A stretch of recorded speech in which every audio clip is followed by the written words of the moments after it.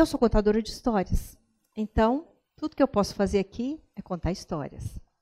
E eu quero, antes de falar para vocês a importância das histórias no nosso mundo atual, eu vou começar por uma história, que já vai me ajudar a dizer da importância das histórias. E essa é de quando a Verdade gostaria de conhecer um palácio. Bom, a verdade é uma coisa abstrata. Para que ela entrasse num palácio, ela precisava de ter uma forma qualquer. Ela escolheu para isso uma forma, um corpo de mulher. Então, ela tomou um corpo de mulher e foi bater nas portas do palácio. Ah, mas ela escolheu um palácio muito especial. Esse conto vem lá do Oriente, portanto, ela escolheu o palácio do califa. Ah, era um palácio majestoso. E ela foi bater nas portas. Bateu a porta e veio o guarda atender e viu uma mulher completamente nua diante dele.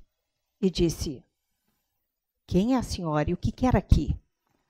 Eu me chamo Verdade e gostaria de conhecer o palácio do nosso califa, nada mais.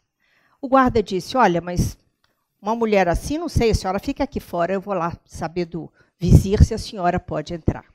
E lá ele foi. Lá ele foi e perguntou ao vizir se essa mulher que estava lá fora completamente nua podia entrar naquele palácio. O vizir disse, uma mulher lá fora completamente nua? Como ela se chama? Ela disse o nome? E o guarda disse, sim, ela disse que se chama Verdade. Verdade aqui no nosso palácio? Mas nem pensar numa coisa dessa. Você vai lá e diga para ela que uma mulher assim, nua, tão despudorada, não pode entrar no nosso palácio, que ela vá pelos caminhos de Alá. Ah, lá foi o guarda. Lá foi o guarda e dispensou a mulher e disse, olha, uma mulher assim tão despudorada não pode entrar no palácio do nosso califa, siga pelos caminhos de Alá. Ah, bom, ela foi. Mas aqui eu vejo que tem homens aqui na nossa plateia. Tem algum homem casado aqui na nossa plateia?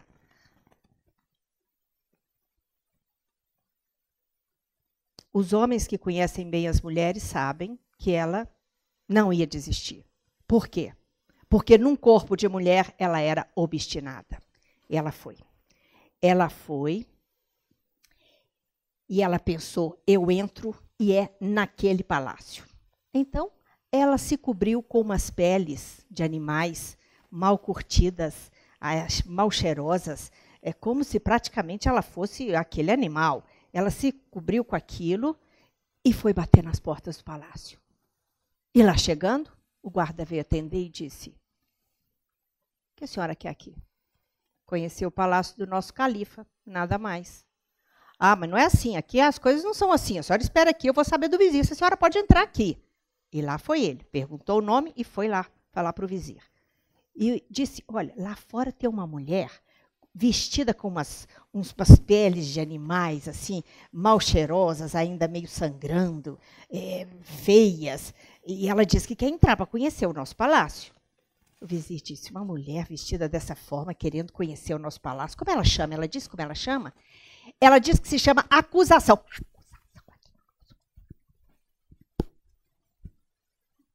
O que será de cada um de nós se a acusação entra aqui dentro? Não. Você vai lá fora e diga para ela que uma mulher vestida dessa forma não pode entrar no nosso palácio. E lá foi o guarda. E disse, o vizir disse que você não pode entrar aqui, que vá pelos caminhos de Alá. Ah, lá ela foi. Ela foi, mas você já sabe, ela estava num corpo de mulher, o que significa que ela era caprichosa também. Ela disse, eu entro e é nesse palácio. Porque justamente a hora que ela ia saindo dali, era a hora do crepúsculo, o sol estava começando a cair, ele batia na cúpula dourada do palácio do califa, e vinha um perfume de jasmim dos jardins daquele palácio. Ela disse, é esse que eu vou conhecer. Ela então foi-se e se lavou com umas essências muito perfumadas, passou óleos essenciais por todo o seu corpo, e depois ela vestiu umas roupas assim, com uns tecidos diáfanos, um pouco diáfanos, de forma assim que você via, mas não via. E ela pintou seus olhos com col, e ela colocou flores nos cabelos e joias muito delicadas, e foi bater nas portas do palácio. Ela bateu, e lá veio o guarda atender. Ele abriu a porta e disse: olá, beleza. E ela disse: olá. Ele disse: o que gostaria tamanha formosura no nosso palácio? Conhecê-lo, nada mais, disse ela. Não haverá nenhum problema, disse o guarda. No entanto, tenho que anunciá-la antes ao vizir. Lá ficou a mulher. Lá foi o guarda. Quando chegou na sala do vizir, disse: lá fora tem uma mulher que é um espetáculo. Ela veste umas roupas assim que a gente não vê, mas não vê, a gente fica só imaginando. Ela tem umas joias que eu nunca vi tão finas como essas. Ela é perfumada. O vizir disse: e que mulher é essa? Ela disse como ela se chama? Sim, ela disse que se chama Fábula.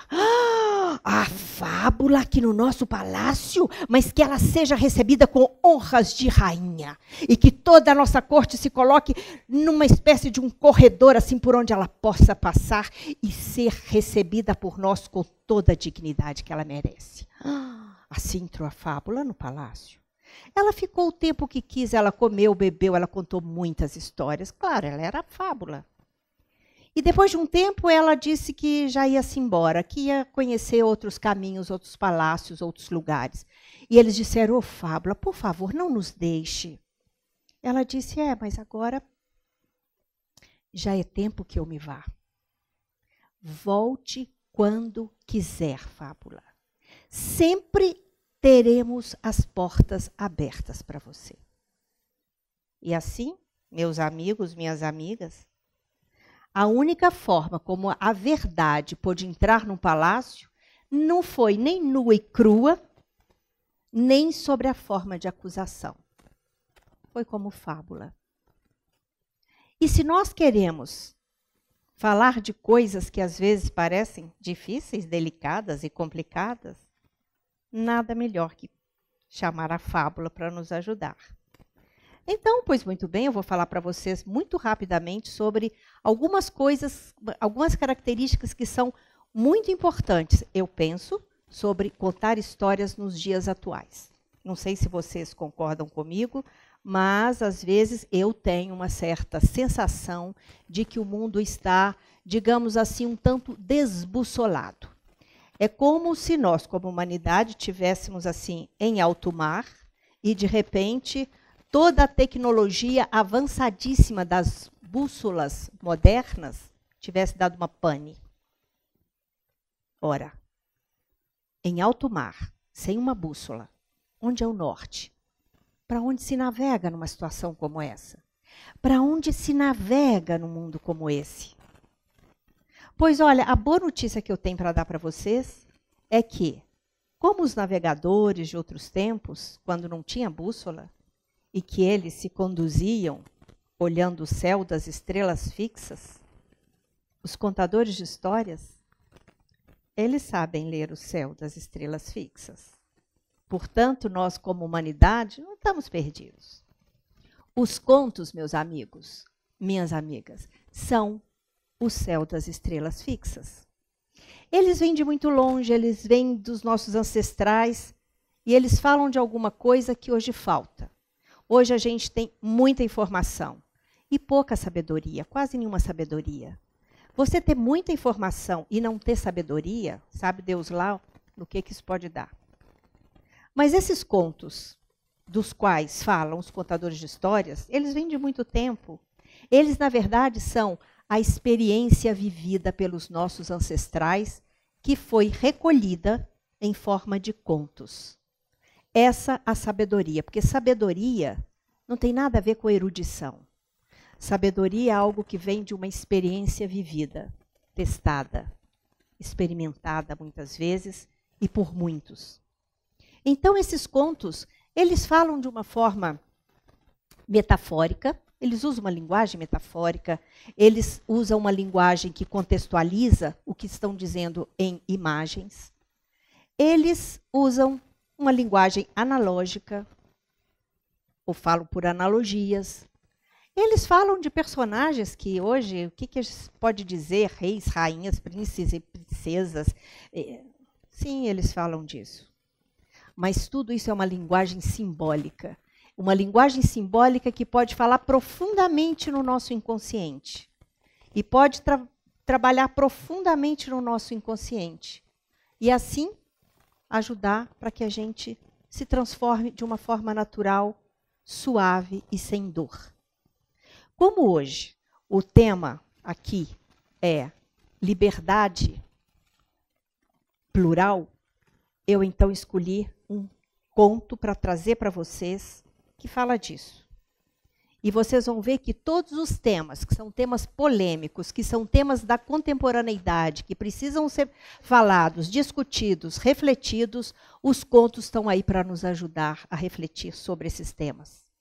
Então, o conto que eu vou terminar com vocês, com esse conto, é um conto do início dos tempos, quando a criação estava sendo feita ainda. Deus já tinha feito tudo. Mas ele tinha guardado o segredo para os anjos. Ele não tinha contado para os anjos. E quando tudo estava pronto, ele então convidou o anjo Gabriel para vir conhecer como estava a sua criação, o planeta Terra. Gabriel veio com ele. Quando chegou, ficou encantado. Primeiro Deus levou Gabriel na beira do mar. E Gabriel ficou encantado com aquela água que vinha, que voltava, que vinha, que voltava, que levava areia, que trazia areia. Gabriel disse, Senhor, mas é uma coisa magnífica. Deus disse para ele, espera para ver mais um pouco. E Deus foi com ele até uma cachoeira. E quando ele viu que aquela água caía do alto e batia forte num lago azul, ele disse, Senhor, mas aqui é a superação total. Deus disse, espera. Levou até a entrada da floresta. E quando ele viu todas aquelas cores, todos aqueles verdes, ele disse, olha, não sei nem mais o que dizer. Ele então olhou para cima, olhou para o céu. E quando ele olhou para o céu, ele viu algo que, se eu pergunto a vocês, por exemplo, se você olha para o céu, o que você vê no céu? Me diga. Azul e nuvens. E você, o que você vê no céu? A lua. E você, o que você pode ver no céu? As estrelas. E você, o que você pode ver no céu? O sol. Ainda bem que ninguém falou que era a camada de ozônio, porque às vezes tem alguns lugares que eu pergunto e as pessoas falam, camada de ozônio furada. Não, não. Tudo isso tem no céu. O sol, as estrelas, a lua, as nuvens, o azul, tudo isso tem. Mas tem outra coisa no céu que vocês não viram. Tem pássaros. Você tinha pensado nos pássaros? Você? Tinha pensado nos pássaros? Pois é. Você devia estar lá na hora da criação. Então, quando Gabriel olhou para cima, tinha muitos pássaros em revoada, mas tinha um problema com eles. Eles eram todos de uma corzinha indefinida, sem graça, que não era nem claro nem escuro, nem quente nem frio. Era uma cor sem graça e todos tinham a mesma cor. E eles voavam, eles tinham tamanhos diferentes, eles tinham melodias diferentes, tinham plumagens diferentes, mas a cor era sempre a mesma. Gabriel olhou e disse, Senhor, com a sua permissão, sem querer ofender, naturalmente, eu, no meu lugar, não faria a inauguração ainda. Deus diz, por quê, Gabriel? Senhor, os pássaros são todos da mesma cor mesmo? Aí Deus olhou e disse, Gabriel, não é que isso estava me passando desapercebido? É verdade, estão todos da mesma cor. Gabriel disse, digamos que para um trabalho de profissional, os pássaros coloridos enfeitariam melhor o planeta. Deus disse, você tem toda a razão. Toda a razão. Por isso é que eu preciso de anjos conselheiros. Gabriel, eu vou marcar um dia, 1 hora, e você vai convocar todos os pássaros, que eles estejam aqui, nesse dia, nessa hora, e eu vou pintar todos eles como eles quiserem. Pois assim foi feito. E no dia certo, na hora certa, ali estava Gabriel com uma lista de chamada enorme de todos os pássaros, E ele começou a fazer a chamada, mas a gralha veio, pegou a lista, levou a lista para longe, a lista se perdeu, e Gabriel disse, Senhor, já estão tantos pássaros aqui, que não falta ninguém, pode começar o trabalho. E Deus tinha na frente dele uma paleta de cores que ele tinha feito especialmente para aquele dia. Cores que ele ainda não tinha criado e criou especialmente para a situação. Então, os pássaros fizeram uma fila. O primeiro da fila era a arara. E quando a arara chegou, e ela tomaria a cor que agradaria toda a sua família. E um sendo pintado, toda a família, a partir daquela hora, seria daquela cor. Quando a arara viu a paleta de cores de Deus, a arara ficou louca. Ela disse, mas eu não posso ir mais nenhum minuto sem este azul. E ela viu o vermelho. mas esse vermelho não me escapa. Esse vermelho não me escapa. E esse amarelo e esse verde, pelo menos um pouco de cada um. Deus disse, tá bom. Pintou a arara como ela quis. Tem umas azuis, umas vermelhas com amarelo, são todas araras. E ela fazia tanto escândalo, e ela fazia tanto chilique, enquanto Deus pintava, e ela gritava tanto. Atrás dela vinha um outro pássaro. E quando ela acabou de ser pintada, ela saiu voando e aparecendo por ali. Atrás tinha outro pássaro que ainda não tinha esse nome na época, mas que depois passou a ser chamado de pássaro preto. Porque quando ele viu a arara daquele jeito, ele pensou, eu não quero fazer parte desse bando. Ele então chegou para Deus e disse, Senhor, eu gostaria de uma coisa mais sóbria, mais discreta, mais elegante. Deus disse, mas escolha. Um pretinho básico me cairia bem. E Deus disse para ele, você pode escolher um pretinho mais aveludado, mais acetinado. Ele disse, um pretinho aveludado com um certo brilho. Deus pintou exatamente como ele quis. E quando ele saiu dali, ele já pegou o caminho contrário ao caminho da arara. E depois vieram os colibris. Os colibris acharam que se Deus fizesse uma misturinha entre uma cor assim, um verde profundo, um azul profundo e um cobre, um dourado, um prateado, eles ficariam reluzentes. São os beija-flores. Deus fez exatamente como eles quiseram. Depois vieram os canarinhos. Os canarinhos só conseguiam enxergar amarelo. Eles queriam amarelo de todas as cores. Amarelo claro, amarelo gema de ovo, amarelo puxado por laranja, amarelo talvez puxado por rosa. Mas todos só queriam amarelo. Então os canários ficaram todos amarelos. Mas eram tantos pássaros, que eu poderia descrever para vocês, cada um deles, como chegou a sua vez de ser pintado. Mas eu não vou ter tempo para isso aqui. Até que, por fim, chegou a saíra de 7 cores, que não tinha esse nome ainda. Quando ela chegou, a paleta já tinha poucas cores, as tintas já estavam acabando. Ela teve tanto pavor de ficar sem ser pintada, que ela pulou na paleta e se esfregou de todas as formas possíveis, e ela passou o rabo, e ela passou uma asa, ela passou outra asa, ela pôs a cabeça, e de repente ela saiu. Quer dizer, é demais, eu acho um pouco demais. Mas ela saiu bem colorida. Logo depois da saída de 7 cores, vem chegando o rouxinol. O rouxinol com aquela corzinha. E ele disse, senhor, eu sou o que moro mais longe, fui o último a ser avisado, só estou conseguindo chegar agora, eu queria também ser pintado como os outros pássaros. E Deus disse, olha, sinto muito, rouxinol, sinto muito, mas como você vê, olha, não tem mais nenhuma cor aqui na minha paleta. Não posso te atender. Senhor, mas eu só vou ficar assim? Deus disse, eu vou resolver o seu problema. Pousa aqui no meu dedo. Aí o rouxinol pousou no dedo de Deus.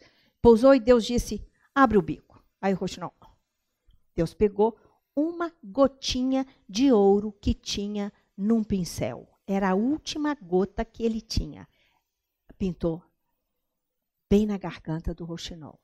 E disse, está pronto. O rouxinol disse, senhor, mas na garganta eu não posso andar com o bico aberto. Ninguém vai ver. Podia ser ao menos só uma mecha. Deus disse, olha, rouxinol, já estou muito cansado, foi o melhor que eu pude fazer por você.